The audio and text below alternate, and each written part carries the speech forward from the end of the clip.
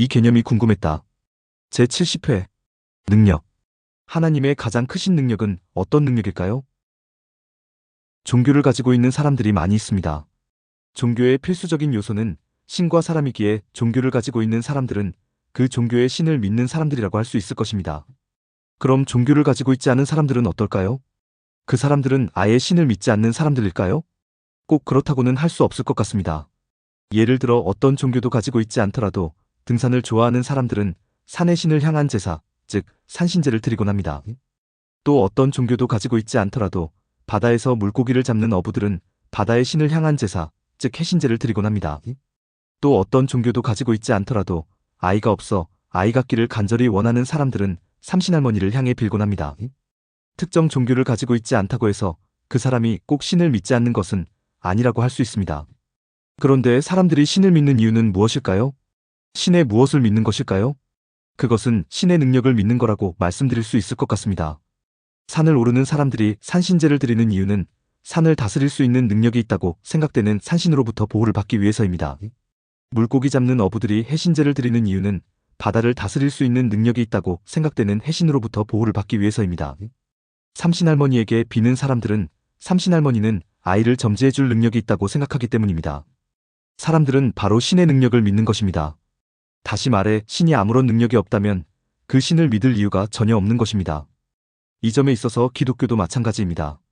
많은 사람이 기독교를 믿고 있습니다. 많은 사람이 교회를 다니고 있습니다. 왜 그렇습니까?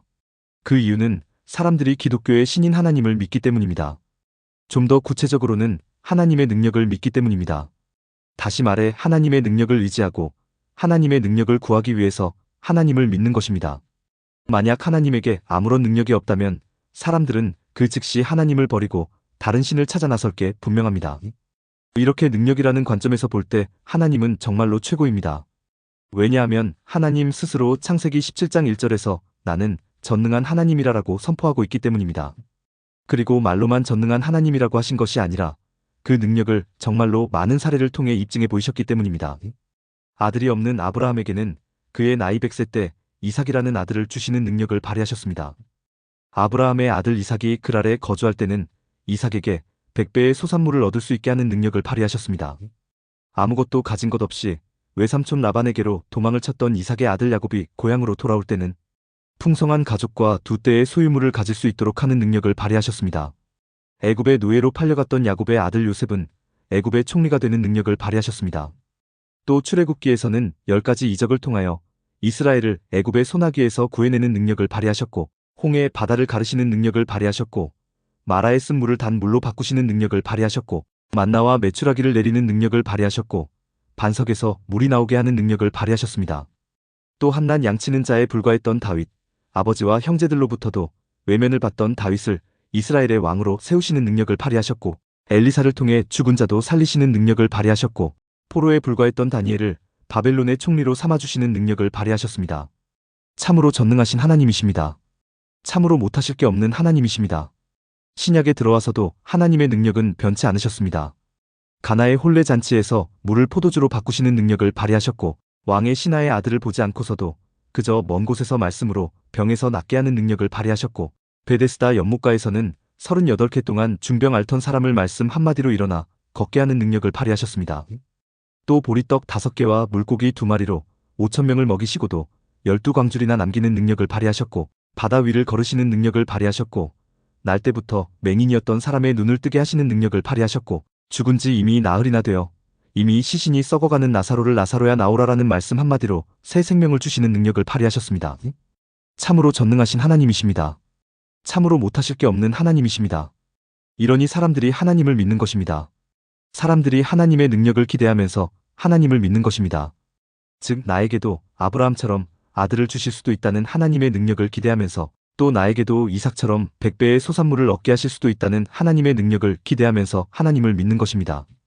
또 나의 아들을 요셉처럼 다니엘처럼 한 나라의 총리로 앉혀주실 수도 있다는 하나님의 능력을 기대하면서 또 베데스다 연못가에서 치유를 받은 사람처럼 병에 걸린 나의 육신을 완전히 회복시켜 주실 수도 있다는 하나님의 능력을 기대하면서 또 죽은 나사로에게 새 생명을 주신 것처럼 나에게도 영생을 주실 수도 있다는 하나님의 능력을 기대하면서 하나님을 믿는 것입니다. 이처럼 사람들은 하나님의 큰 능력을 믿습니다. 그리고 하나님의 큰 능력을 기대합니다. 물론 하나님은 이런 능력을 소유하고 계시고 그 능력을 지금도 얼마든지 발휘하실 수 있는 분이십니다. 이 지점에서 여러분께 여쭈어 보고 싶은 게 있습니다. 그것은 하나님의 능력 중에서 가장 큰 능력은 무엇이냐는 것입니다. 하나님은 자신의 능력 중에서 어떤 능력을 가장 자랑스러워 하시냐는 것입니다. 하나님은 지금까지 사람에게 베풀어 주신 자신의 능력 중에서 어떤 능력을 가장 가치 있다고 판단하시냐는 것입니다. 하나님의 능력에 대해서 말을 할 때 대부분 자신의 형편, 자신의 상황, 자신의 처지를 조금이라도 더 좋게 개선해주는 방향으로 하나님의 능력을 기대합니다. 조금이라도 더 많은 돈을 벌고, 조금이라도 더 높이 출세를 하고, 조금이라도 더 건강하게 되는 방향으로 하나님의 능력을 기대합니다. 그런데 하나님께서 능력을 발휘하셔서 모든 사람에게 많은 돈을 똑같이 벌 수 있도록 해주셨다고 가정해 보겠습니다. 이 경우 모든 사람이 만족하며 행복하게 살아갈 수 있을까요? 또 하나님께서 능력을 발휘하셔서 모든 사람이 출세할 수 있었습니다. 이 경우 모든 사람이 만족하며 행복하게 살아갈 수 있을까요? 또 하나님께서 능력을 발휘하셔서 모든 사람을 아주 강건한 육체로 만들어 주셨습니다. 이 경우 모든 사람이 만족하며 행복하게 살아갈 수 있을까요? 이 세 가지 경우에 대해 그렇다 라고 대답하신 분들은 아마 한 분도 안 계실 것입니다. 즉 사람들은 상황이나 형편이나 처지가 개선되면 행복해질 수 있다고 생각하며 그런 쪽에서 하나님의 능력을 기대하지만 실제로 상황이나 형편이나 처지가 개선된다고 해서 꼭 그런 것만은 아니라는 것을 사람 스스로 잘 알고 있는 것입니다. 그래서 하나님도 사람의 상황이나 형편이나 처지를 개선해주는 능력을 그렇게 자랑스러워하지도 않고 그렇게 가치 있다고도 하시지 않습니다. 그렇다면 하나님께서 가장 자랑스러워하는 하나님의 능력, 하나님께서 가장 가치 있다고 생각하는 하나님의 능력은 과연 무엇일까요? 그 능력은 바로 하나님께서 자기 자신을 죽이시는 능력입니다. 천지 만물의 창조주이시며 천지 만물의 소유주이시며 천지 만물의 운영자이신 하나님, 갑중의 갑이신 하나님께서 사람을 위해 자기 자신을 죽이시는 능력입니다. 죄인된 사람을 죄에서 구원하시기 위해 하나님께서 자기 자신을 죽이시는 능력입니다. 여러분 곰곰이 생각을 해보십시오. 하나님께서 죄인된 사람을 구원하시기 위해 자기 자신을 죽이셨다고 하는 게 상상되십니까? 하나님을 부인하고 하나님을 거부하고 하나님을 떠나간 사람을 위해 자기 자신을 죽이셨다고 하는 게 상상되십니까? 저는 상상이 되지 않습니다. 사람이 뭐가 예쁘다고 그 사람을 위해 자기 자신을 죽이십니까? 저는 상상이 가지 않습니다. 우리가 상상도 할 수 없는 일을 하셨기에 자기 자신을 죽이시는 능력, 그 능력이 하나님의 가장 큰 능력이 될 수밖에 없는 것입니다. 또 하나님께서 왜 자기 자신을 죽이시는 능력을 가장 자랑스러워하고 가장 가치 있다고 판단하시겠습니까? 그 이유는 그 능력으로 인하여 사람의 형편이나 처지나 상황이 개선된 것이 아니라 사람의 존재 자체가 변화되었기 때문입니다. 죄인이라는 존재에서 성도라는 존재로 사람 자체가 변화되었기 때문입니다. 부분의 개선이 아니라 전면적인 변화를 이루어내신 것이기에 하나님은 자기 자신을 죽이시는 능력을 가장 자랑스러워하시고 가장 가치 있다고 하시는 것입니다. 그런데 오늘날 세상은 정반대로 행하고 있습니다. 기독교 또한 정반대로 행하고 있습니다. 자기 자신을 죽이시는 하나님의 능력을 따르는 것이 아니라 오직 자기 자신만의 유익과 이익과 권리와 행복을 위해 남을 짓밟고 남을 죽이는 능력을 행하고 있습니다. 남을 짓밟고 남을 죽이는 능력을 가장 큰 능력이라고 가르치고 있고 배우고 있습니다. 그러니 세상이 갈수록 살기가 어려워지는 것입니다. 그러니 갈수록 기독교가 배척을 당하는 것입니다. 정리하겠습니다. 사람들은 무엇을 할 수 있는 힘을 능력이라고 생각하지만 하나님은 자기 자신을 죽일 수 있는 능력을 더 큰 능력이라고 말씀하십니다. 이기는 것도 능력이지만 질 수 있는 것은 더 큰 능력이라고 말씀하십니다. 자기 자신을 스스로 죽이셨던 하나님의 그 능력으로 말미암아 오늘날 내가 하나님의 자녀, 하나님의 성도가 되었다는 사실을 늘 기억해 주시기를 부탁드립니다.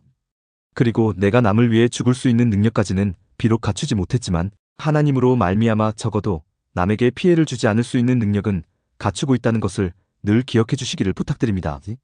영상에 공감하셨다면 구독과 좋아요, 알람 설정 부탁드립니다. 하나님의 말씀을 바르게 전하는 데 큰 도움이 될 것입니다.